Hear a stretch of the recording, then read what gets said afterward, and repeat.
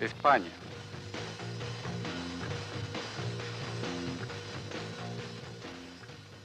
¿Y nosotros? Pues vivimos aquí. Chicas,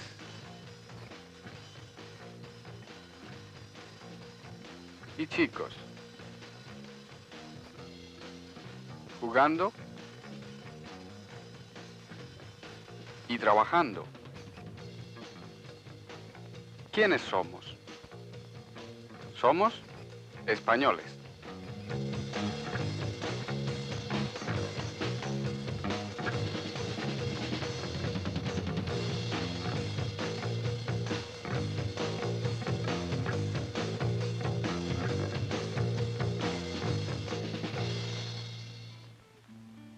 Este es nuestro país. Tiene una meseta central, muchas montañas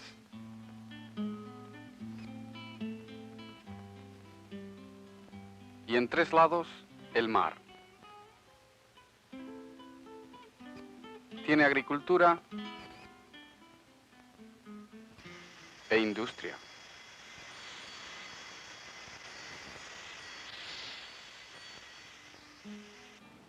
España tiene muchas ciudades grandes. En estas ciudades se vive en pisos.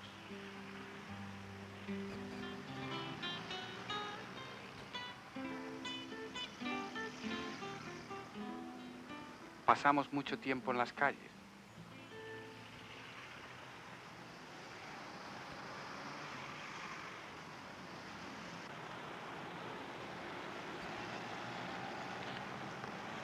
Comprando cosas, paseando, gozando del aire fresco.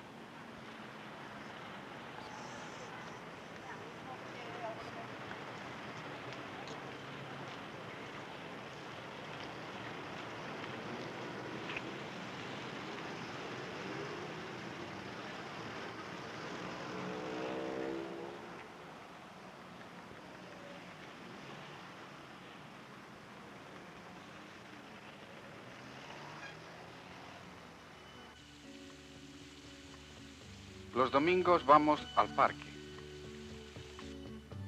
donde hace más fresco. Andamos,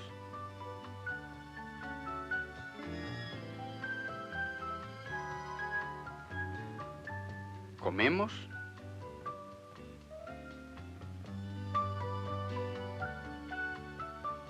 y nos divertimos con la familia.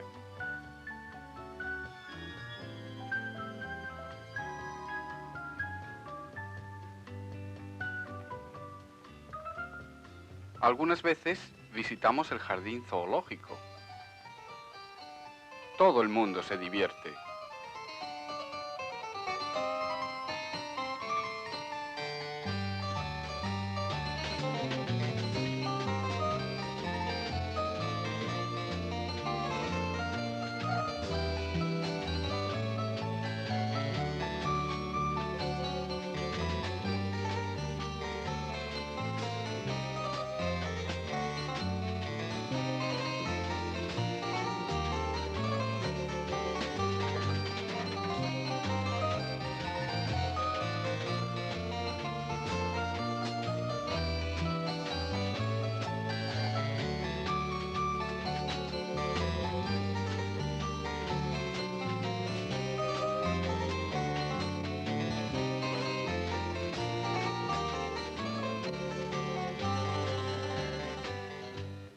Tenemos también parques de atracciones. Siempre están animados.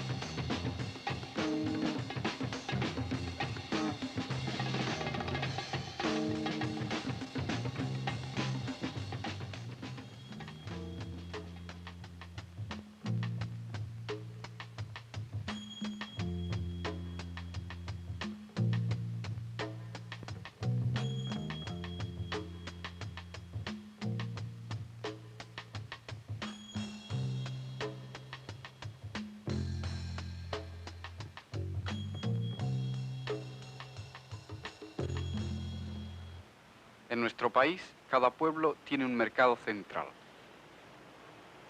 Allí vamos casi todos los días.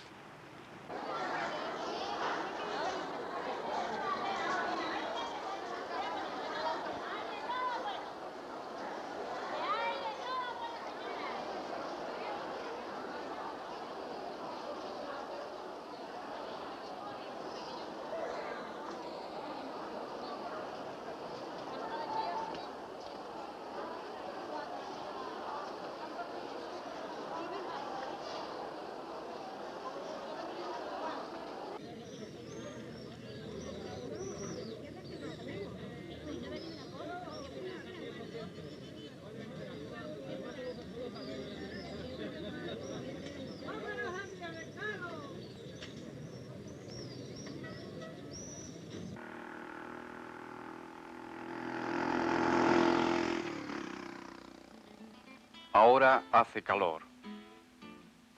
Por toda España es la hora de la siesta.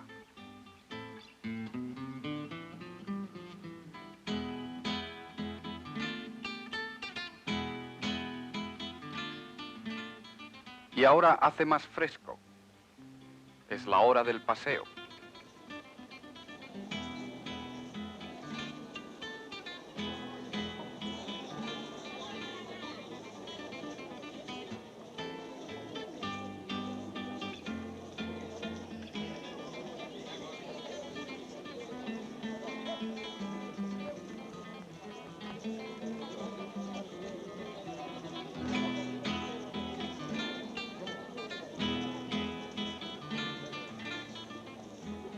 Todo el mundo se pasea por las calles, en los pueblos pequeños y en las ciudades grandes.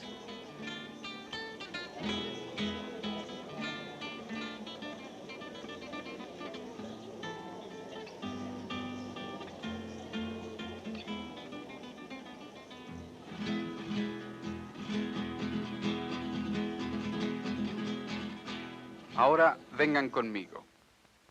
Es un día especial en este pueblecito. Una fiesta.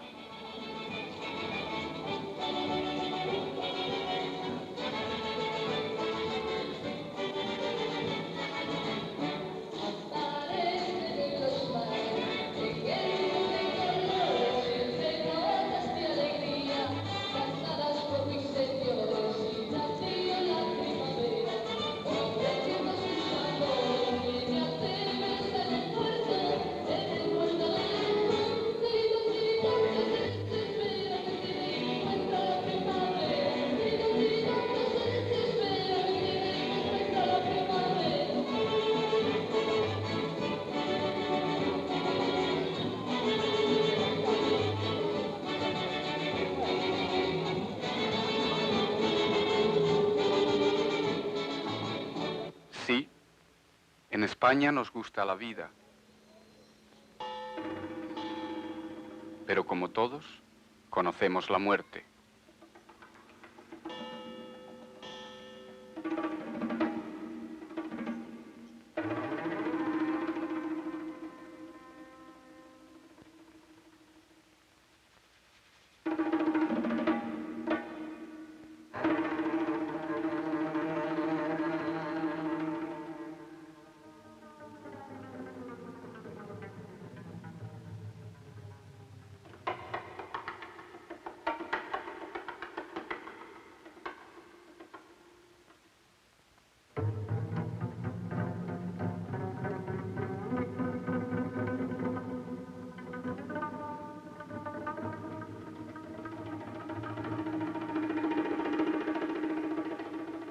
Los españoles somos religiosos, somos católicos. Aquí hay muchas catedrales antiguas.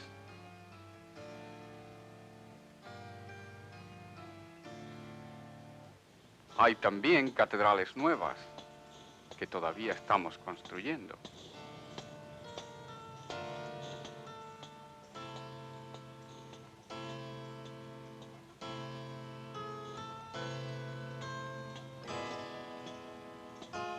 Algunos españoles dedican su vida a la religión.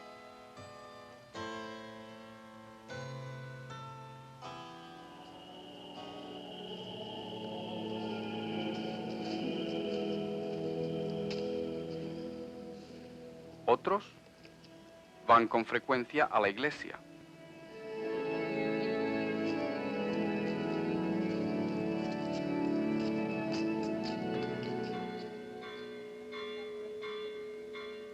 Y participan en las ceremonias.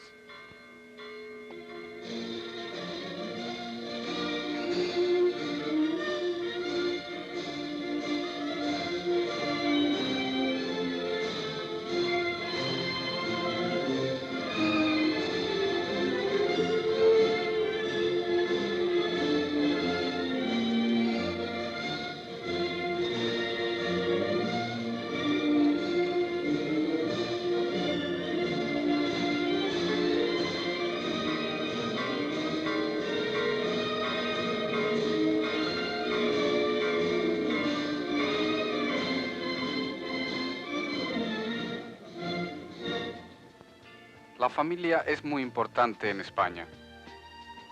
Por eso, una boda siempre es motivo de alegría.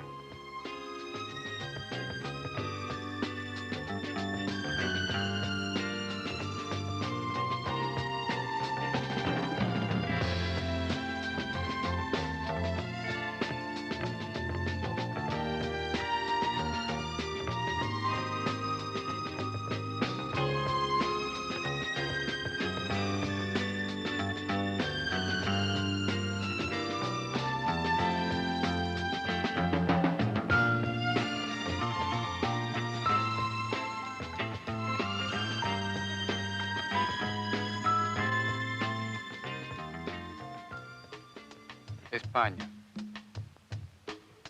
Y nosotros. Nosotros vivimos aquí. ¿Cómo somos? Bueno, ya lo han visto. Somos humanos.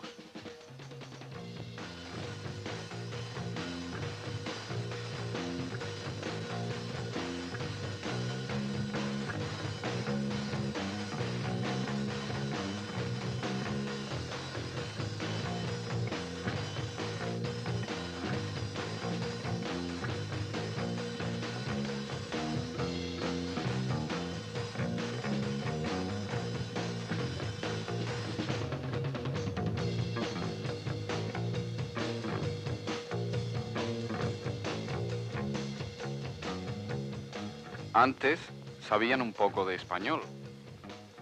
Ahora esperamos que nos conozcan un poco mejor a nosotros, los españoles.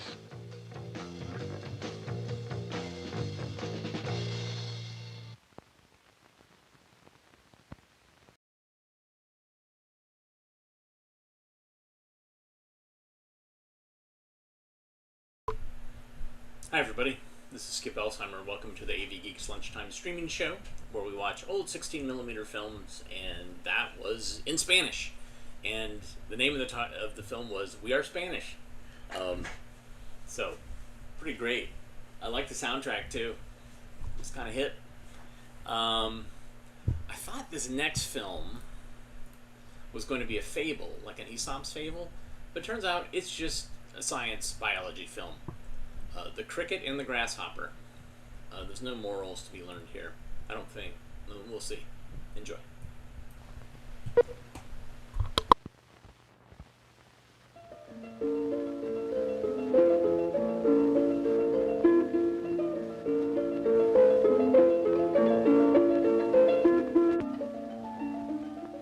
Every year in the spring, seeds and eggs which have lain dormant through the winter are developing.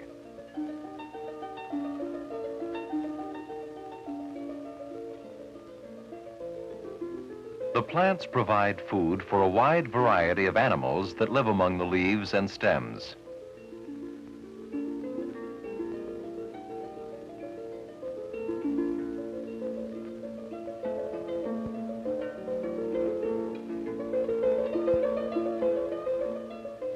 The grasshopper is one of the most common insects here, and so are its close relatives, the crickets. The structures of crickets and grasshoppers are much alike. And since they are so common, they are ideal insects to study. Both crickets and grasshoppers are harmless and can be captured with the bare hands. In places such as fields or vacant lots, crickets can be found in large numbers. They gather in piles of leaves or dry grass, so they are easy to collect here. Crickets or grasshoppers can be kept in almost any kind of cage. But if too many are put together, they may begin to feed on one another. To prevent this, only a few should be put in each cage, along with green plants, fruit, and vegetables. Grasshoppers will thrive in this environment on pieces of eggplant, cucumber, apple, and squash. If the animals are kept in a jar, the food can be set up on sticks to help prevent it from rotting. Insects also need some moisture. Water can be sprayed into the container. If we watch them closely while they're eating, we see how the cricket's jaws work. They move from side to side.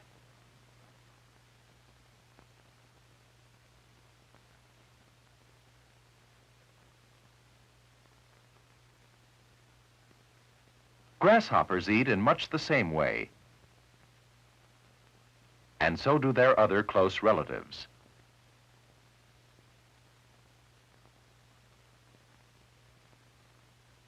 As we observe and care for these insects, we learn many things about them.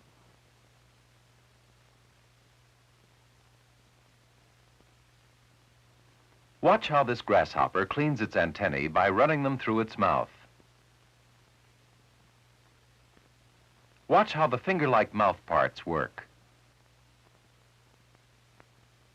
The grasshopper cleans its forelegs in the same way, going over them again and again.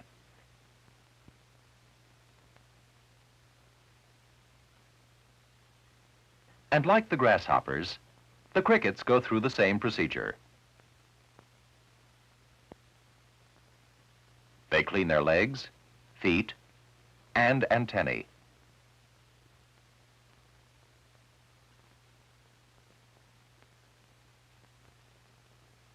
Notice the back of the cricket's forelegs.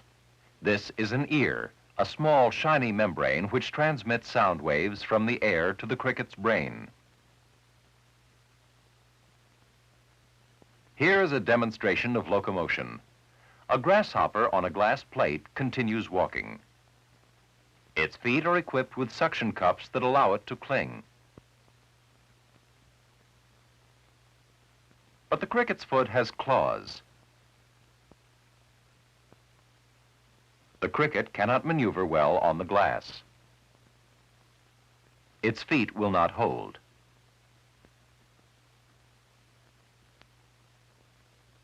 Another characteristic of the crickets is the sound they make. They produce this sound by rubbing their wings together. If we examine these wings carefully, we will find a ridge on one wing. With a microscope, we can see this hard, file-like ridge.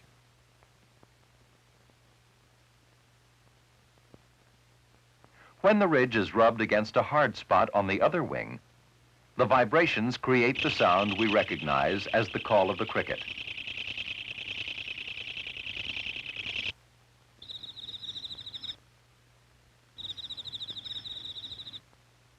Certain grasshoppers make a similar sound, and they make it in almost the same way.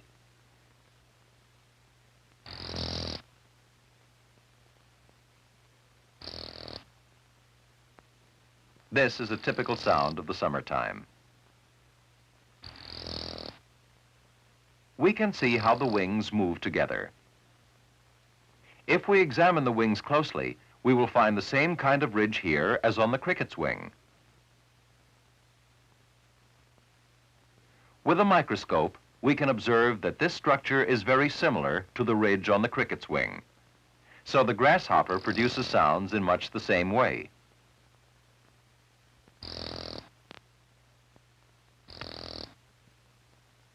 Female grasshoppers and crickets are distinguished from the males by their long egg-laying tubes. If we put some dirt into the cage, we can observe a female grasshopper using this tube, or ovipositor, to lay eggs.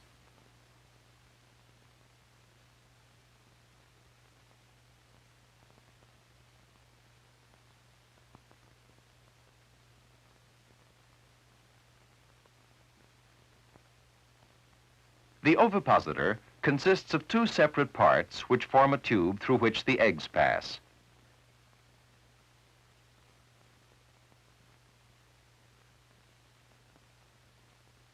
Then the female withdraws and covers the hole.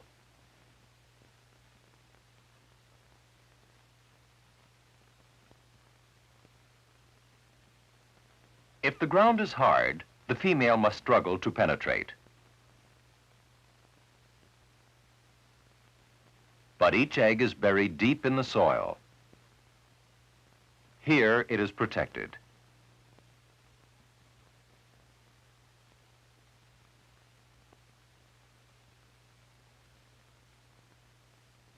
Usually, the eggs stay underground all winter before they hatch. The female cricket has the same kind of egg-laying tube, or ovipositor. And like the grasshopper, the cricket may lay hundreds of eggs in a single season. This usually happens in the fall, when food for these insects becomes scarce. Then each female begins to empty its body of eggs. The ovipositor is plunged into the earth. The eggs slide down. They are deposited beneath the surface.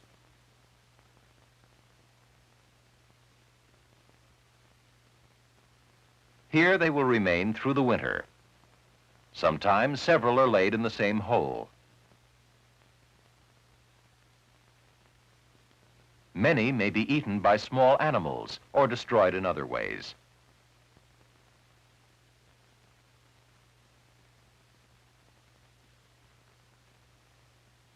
But there are so many of them that the species always survives. The grasshopper eggs are slightly larger than those of the cricket. Both kinds of eggs may be collected and kept in dirt at a low temperature through the winter until they hatch in the spring.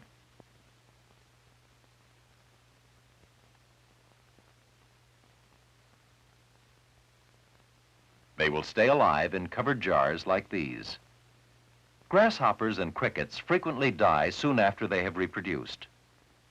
Remove the bodies and any pieces of food before putting the jar away for the winter.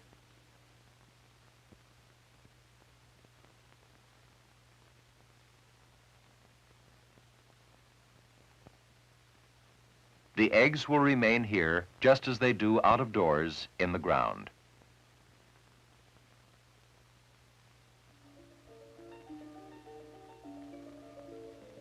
When the winter is over, the earth will be warmed once again. In the springtime, the eggs will develop.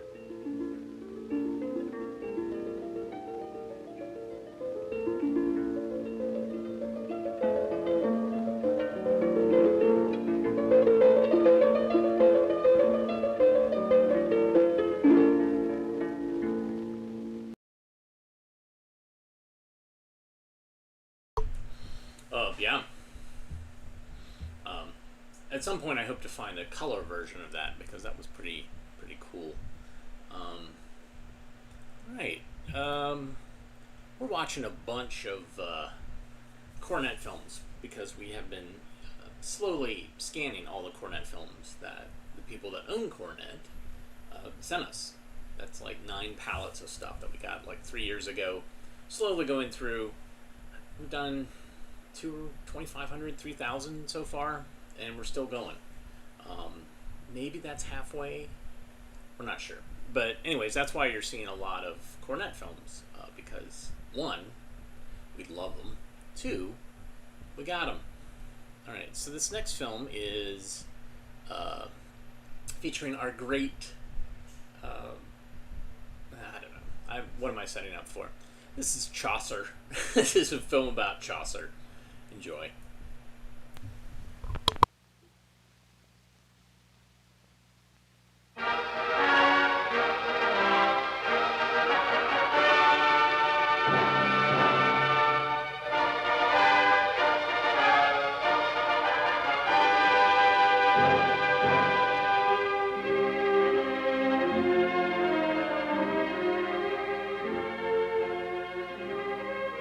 Medieval England of the 14th century.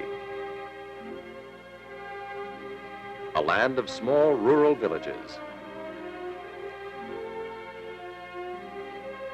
and immense fortified castles. Medieval England, a land of farms, of large monasteries, which were centers of religious training,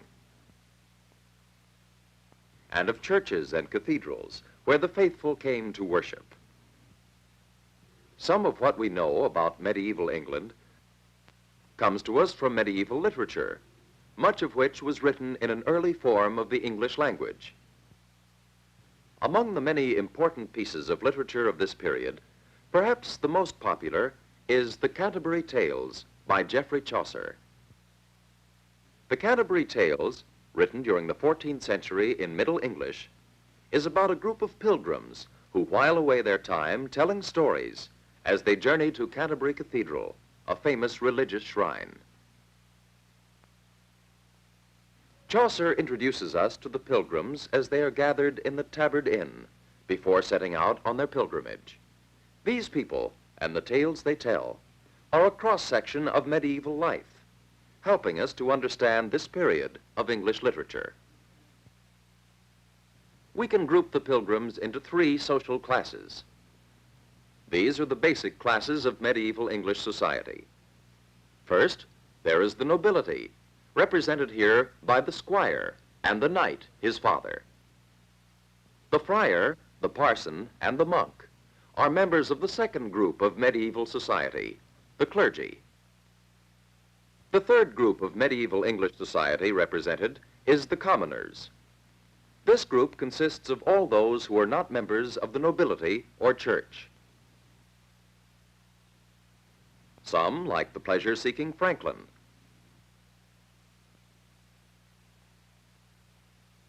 the learned, well-read physician, the wealthy and pompous merchant,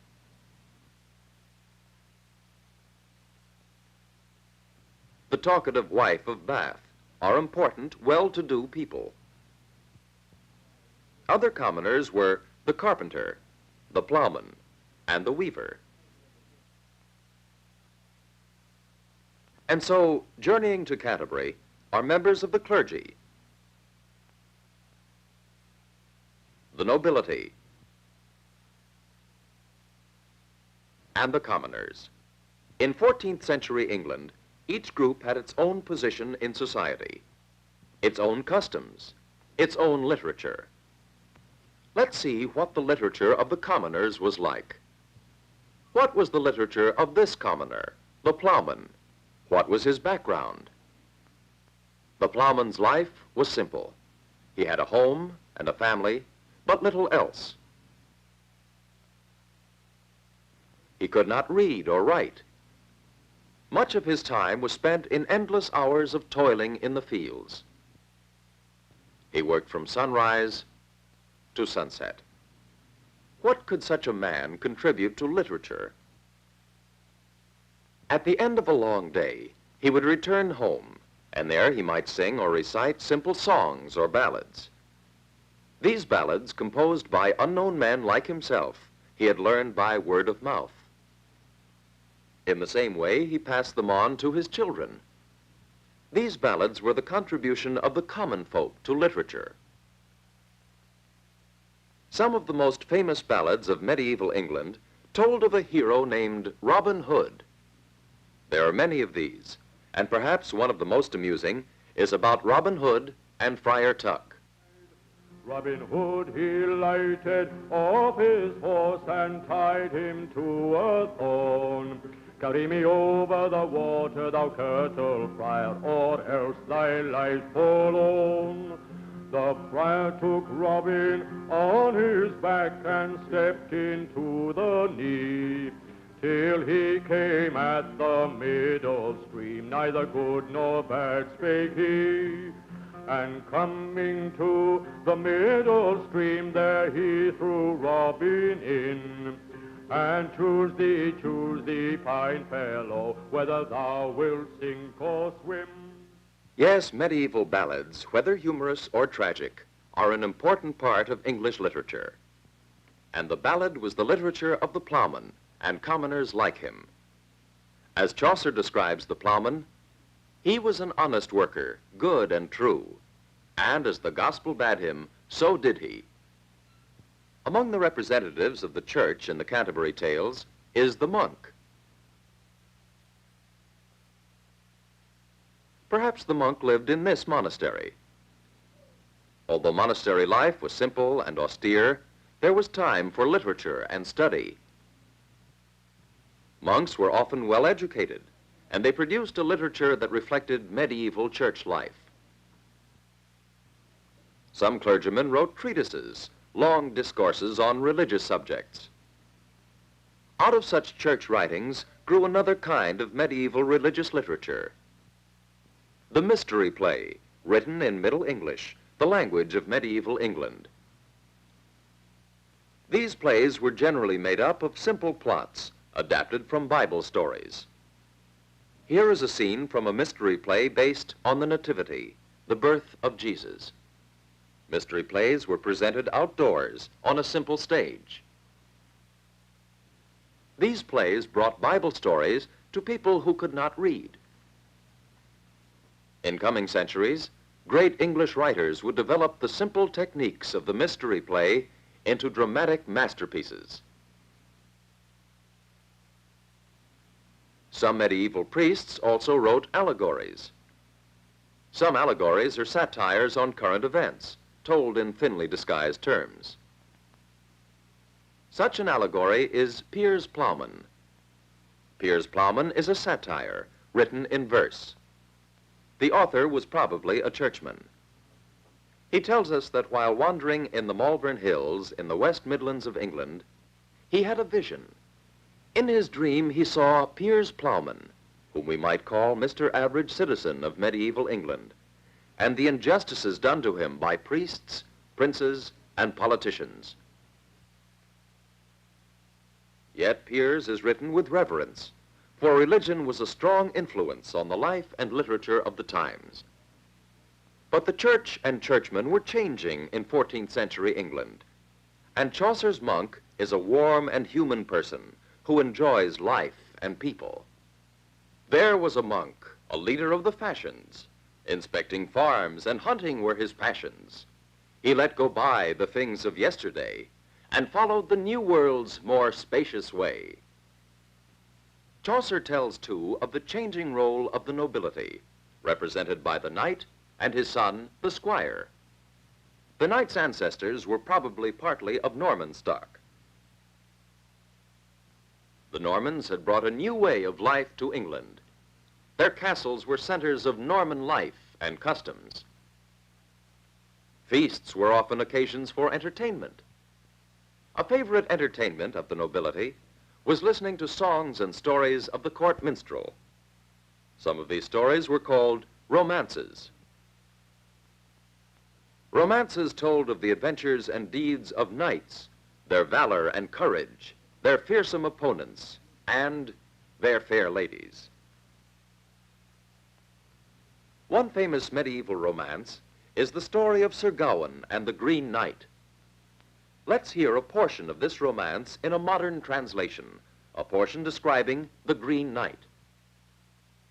From neck to loin he was so square and thick-set, and his back and limbs were so long and broad, that I think he must have been half giant. Certainly I believe he must have been the tallest of men, and the lustiest in size that could ride on horse. His back and breast were sturdy and stout, but his belly and waist were nobly slender, and all his features alike clean cut. The romance of Sir Gawain must have been written down by an educated and cultivated author. When this was being written in the 14th century, a new world was being born, a world which had little time for the old ideals of knighthood. By the 15th century, a prose romance, Mort D'Arthur, by Sir Thomas Malory, glorified the long-gone days of chivalry. Mort D'Arthur, The Death of King Arthur, is one of the last romances of an age when knighthood was in flower. For knighthood was already declining in Chaucer's time.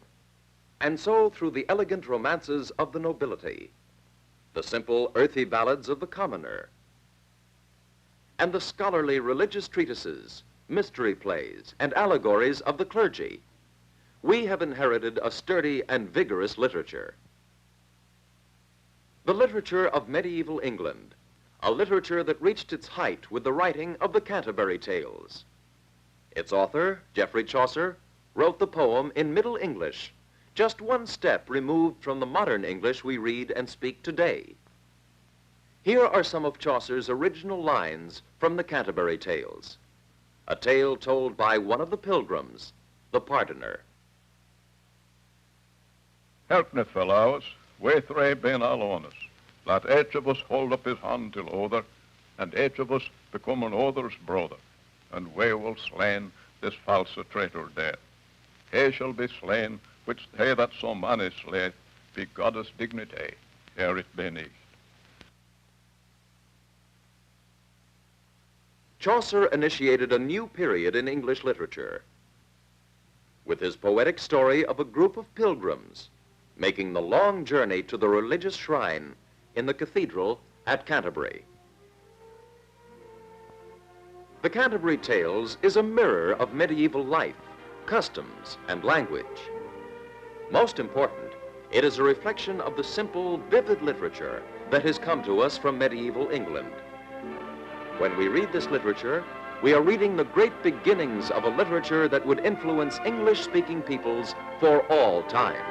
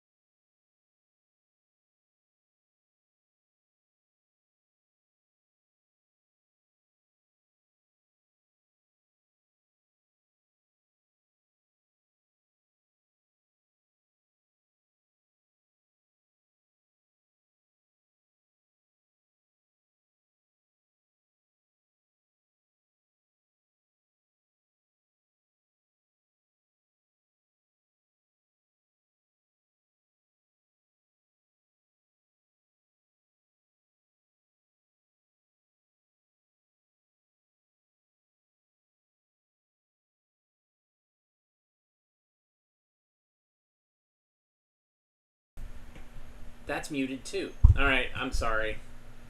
I'm so sorry. Yeah, so the way that I have this set up is I can't see. Skip you are a silent film. Anyways, yes. So there were two places that I can mute, and I, for some reason, muted in the software and on the microphone. I told a long story about bringing a sword to school, high school during Canterbury Tales, and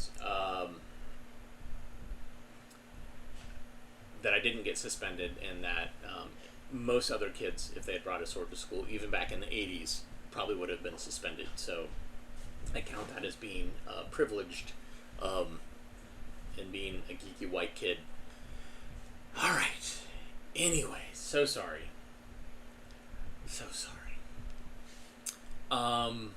This is the stuff we throw away, featuring our good friend Stuart Finley, who was supposedly a DJ or radio guy in the DC metro area, and he made a bunch of films, a lot of them dealing with garbage, trash, and landfills. So here's the stuff we throw away. Enjoy.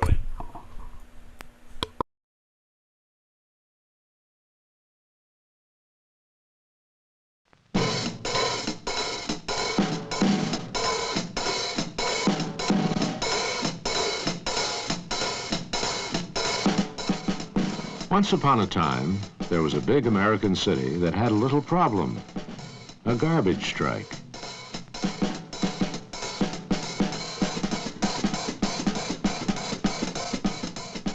As the days went by, the little problem got bigger.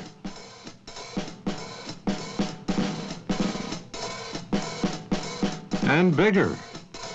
Stacks of sacks.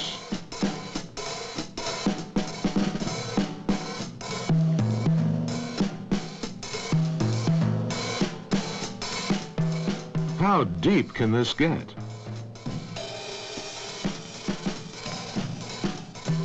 In the better parts of town, they had very high-class garbage.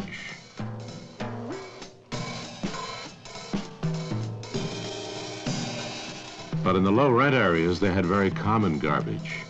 But it's a funny thing, all over town, swanky areas and slums alike, things smell just about the same, pretty stinky. Finally, the people of this big city settled their little strike, and many of them to this day remember the moral of the story, that effective solid waste management is essential in this complicated 20th century urban civilization.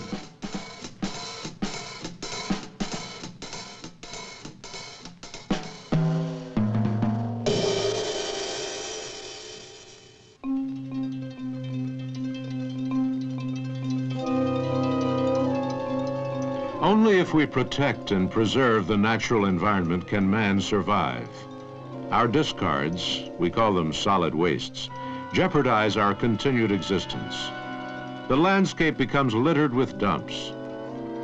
And then to reduce the volume, we set fire to them, thus diminishing one problem and creating another, even more insidious one, air pollution.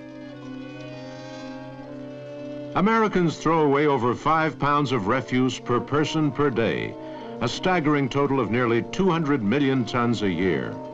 Unfortunately, pollution is proportional to people. Collection and disposal problems become aggravated when people live in concentrated areas. It costs New York City $30 to collect and dispose of a ton of solid wastes.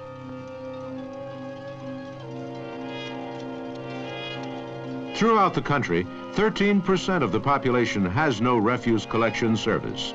This results in indiscriminate dumping, which litters the landscape and creates health hazards.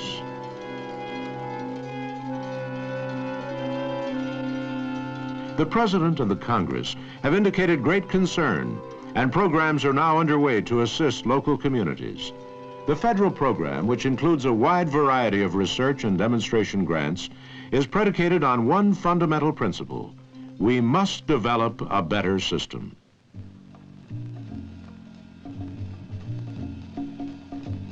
Ever wonder how solid wastes could be handled more effectively? Some new ideas from the Environmental Health Service.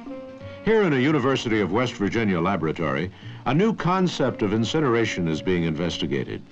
Refuse, already ground to uniform consistency, is fed into a fluidized bed reactor, equipment commonly used by the chemical industry to obtain controlled reactions between gases and solids. Here the modified pilot reactor becomes a furnace. The gas is air, moving up the column under pressure, and the suspended solids are a mixture of particles of burning refuse and inert sand, which serves as a heat sink. This is a simulation of the reaction occurring inside the furnace as the particles reach a fluidized state. resembling boiling water at combustion temperatures.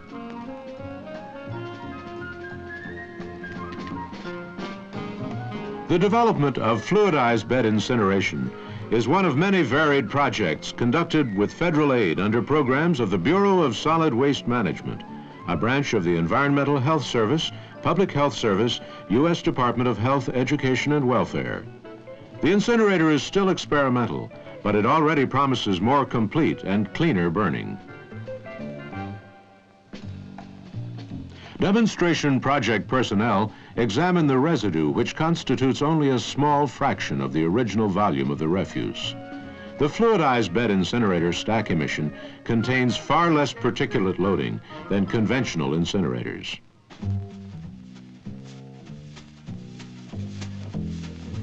Another university research project is examining hospital wastes.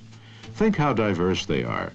In addition to the ordinary ones, garbage, paper, and other dry combustibles, and non-combustibles such as bottles and cans, hospitals generate unusual wastes related to medical treatment and surgical procedures that require special handling and disposal. In order to develop data on the nature and volume of the various waste materials and to devise better management methods, they are identified and carefully separated.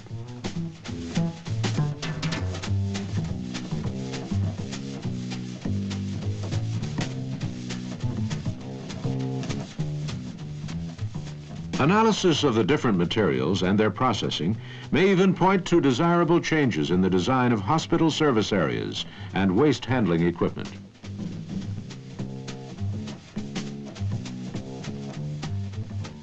Glass has few equals as a container. It's chemically inert, won't react with any other substance. That's good.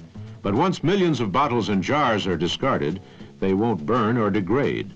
They just lie there taking up space. That's bad. This team of Clemson University scientists is making glass with a difference. It's soluble in water. But what good is it for holding, say, soda pop?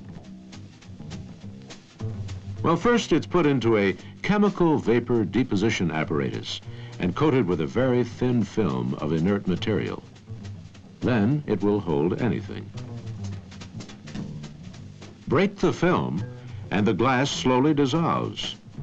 So does the solid waste handling chore. Chickens and other animals concentrated in commercial cages and feedlots contribute increasingly to the solid waste load. In this University of California experimental closed hydraulic system, water flushes the manure to a high-rate oxidation pond. There, its nutrients are reclaimed photosynthetically in the production of algae.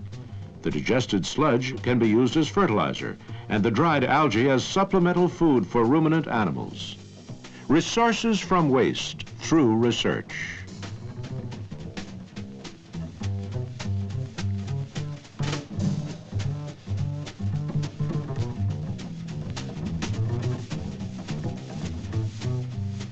These students inspecting an abandoned strip mine are a new breed. Their graduate studies emphasize environmental control. Several universities are expanding their curricula to provide qualified engineers in this crucial area. Recognition that specialized training, as well as imaginative research, is essential for effective solid waste management and the total protection of our environment.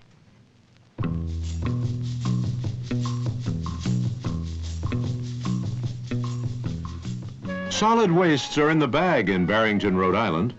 The heavy paper container holds mixed refuse and is deposited bag and all in a sanitary landfill. The simple, efficient system, after 3 years demonstration, is proving easier for householders, a time and labor saver for workers, cleaner and more sanitary for everyone.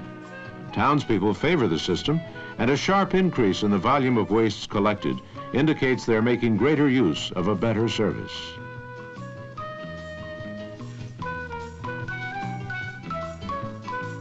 In a rural community, house-to-house collection is economically unfeasible, and random dumping and littering is unbearable.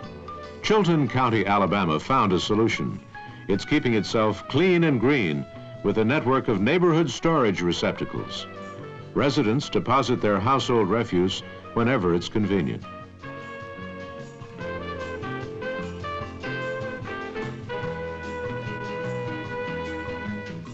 The containers are emptied twice weekly, and the accumulations placed in a central sanitary landfill shared with the county seat of Clanton and 3 smaller municipalities.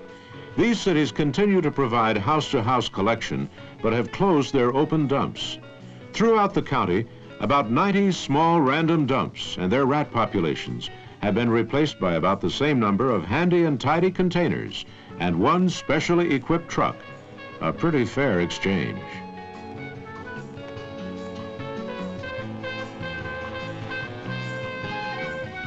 The container and truck idea is applied in a different way in Wichita Falls, Texas.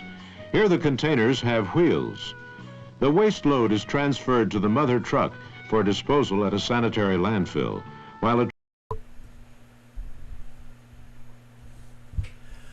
I was so excited. I was like, oh my God, that's a great film. It's Stewart friendly, and I didn't look to see like, oh, I showed that back in July. So here's a different film. Hats off to Navy football. Sorry about that, guys. Obviously, I'm all over the place, and since this isn't the main computer I use, there's certain checks and balances that take place that are not present here, so I apologize. Football. Yay. Enjoy.